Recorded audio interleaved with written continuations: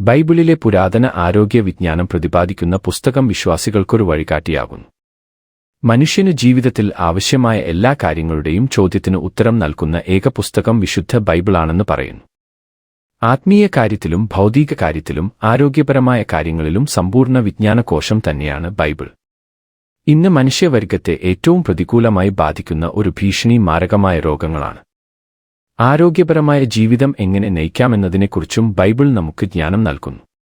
2 പ്രമുഖ ആരോഗ്യ വിദഗ്ധരായ യോർദാൻ റൂസിനും ജോഷ് ആക്സും ആരോഗ്യത്തിന്റെ പ്രാധാന്യം ബൈബിളിലൂടെ വിശദമായി വിശകലനം ചെയ്ത് ഡെലോ ജക്സേലോങ് മാസ്റ്റർ കഡ്ബർഡ് ലലഥെമെന്നെയാണ് ലെഗയാജാനത് മകനെ വിത്ത് എഗേർ ജാമ്യർ ഫ്രോം ദലേ ജക്കത് എന്ന പുസ്തകത്തിലൂടെ വിശദീകരിക്കുന്നു.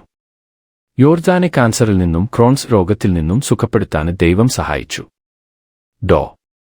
അക്സ് ഒരു മാധ്യമത്തോട് പറഞ്ഞു, ഇത് എന്റെ കാൻസർ ബാധിച്ച അമ്മയെ സുഖപ്പെടുത്താനായി സഹായിച്ചു. ദൈവജനം ആരോഗ്യവാന്മാരായിരിക്കാൻ ഏക മാർഗം ബൈബിളിനെ അടിസ്ഥാനമാക്കിയുള്ള തത്വങ്ങൾ പാലിക്കുക എന്നതാണ്. അദ്ദേഹം പറഞ്ഞു, ബൈബിളിലെ എല്ലാ പ്രമുഖരും മോശ മുതൽ ദാവീദ് എസ്തേർ യേശു പിന്നീട് ശിഷ്യന്മാർ ആദിമസഭ എല്ലാവരും ഉപവസിച്ചിരുന്നു. ഓട്ടോഫാഗി എന്നറിയപ്പെടുന്ന രോഗശാന്തി സംവിധാനം ഉപവാസം വർദ്ധിപ്പിച്ചുവെന്ന് നിലവിലെ ചില പഠനങ്ങൾ പറയുന്നു. അതായത് നമ്മുടെ ശരീരത്തിന് ഇത് ഹൈപ്പർ ഡീടോക്സിഫിക്കേഷൻ മോഡിലേക്ക് പോകാൻ കഴിയും.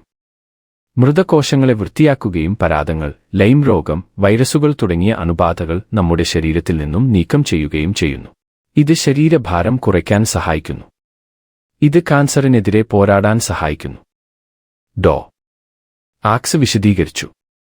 വിശ്വാസത്തിൽ മുഴുകിയ കാഴ്ചപ്പാടുകളുള്ള രോഗികൾക്കിടയിൽ മനസ്സും ശരീരവും തമ്മിലുള്ള മെച്ചപ്പെട്ട ആരോഗ്യഫലങ്ങളും ശാസ്ത്രീയ പഠനങ്ങളും വെളിപ്പെടുത്തുന്നതിന് സഹായിക്കുന്നു. ഈ മാനസികാവസ്ഥയെ മരുന്നായി കാണാവുന്നതാണ്. കൂടാതെ ബൈബിൾ പ്രസ്താവ്യങ്ങൾ ഒരു മനുഷ്യൻ തന്റെ ഹൃദയത്തിൽ ചിന്തിക്കുന്നതുപോലെയാണ് അവൻ അങ്ങനെയാകുന്നത്. ഹൃദയം നിറഞ്ഞു വകിയുന്നത് വായി പ്രസ്താവിക്കുന്നു. മരണവും ജീവനും നാവിന്റെ അധികാരത്തിലാണ്.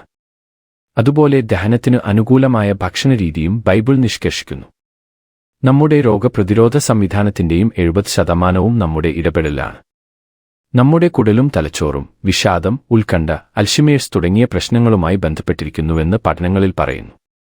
നമ്മുടെ സെറോഡോണിന്റെയും 90% കുടലിലാണ് സൃഷ്ടിക്കപ്പെട്ടിരിക്കുന്നത്. പുളിപ്പിച്ച അപ്പം, പുളിപ്പിച്ച പച്ചക്കറികൾ എന്നിവ പുരാതന ശീതീകരണമായിരുന്നു. അന്ന് തണുപ്പിക്കാതിരിക്കുക എന്നതല്ല, മറിച്ച് അഴുകൽ പ്രക്രിയയിൽ സൃഷ്ടിക്കപ്പെട്ട നല്ല സൂക്ഷ്മാണുക്കളും പ്രോബയോട്ടിക്സും കാരണം അത് കൂടുതൽ നേരം ഫ്രഷ് ആയി തുടരാൻ അനുവദിക്കുക എന്നതായിരുന്നു. ഇലകൾ ജനങ്ങളുടെ രോഗശാന്തിക്കുള്ളതാണെന്ന് വെളിപ്പാട് പുസ്തകത്തിൽ പറയുന്നു. അത്തിപ്പഴത്തിന്റെ ഗുണങ്ങൾ നിരവധിയാണ്.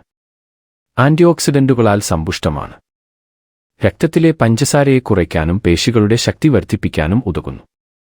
പഴയ നിയമത്തിലെ നിയമങ്ങളുടെ എണ്ണത്തിന് തുല്യമായ വിത്തുകൾ ശരാശരി 613 എണ്ണം മാതള നാരങ്ങയിലും അടങ്ങിയിരിക്കുന്നു. ഒലിവ് ഓയിൽ ഇന്ന് മിക്ക ഡയറ്റീഷ്യന്മാരും ആരോഗ്യകരമായ കൊഴുപ്പായി വാഴ്ത്തിപ്പറയുന്നു. തേൻ നല്ലതാണ്, പക്ഷേ അത് അമിതമായി കഴിക്കുന്നത് തെറ്റാണെന്ന് ശലോമോൻ പറയുന്നു. ഇതിലൂടെ എങ്ങനെ കഴിക്കണം, ഒഴിവാക്കണം എന്ന് ബൈബിൾ നിർദ്ദേശിക്കുന്നു. യോർദാനും ആക്സും ബൈബിൾ അനുസരിച്ച് ഭക്ഷണം കഴിക്കുകയും കുടിക്കുകയും ചിന്തിക്കുകയും ചെയ്യുന്ന ഒരു ബിബ്ലിയോട്ടേറിയൻ ആകാൻ ശുപാർശ ചെയ്യുന്നു.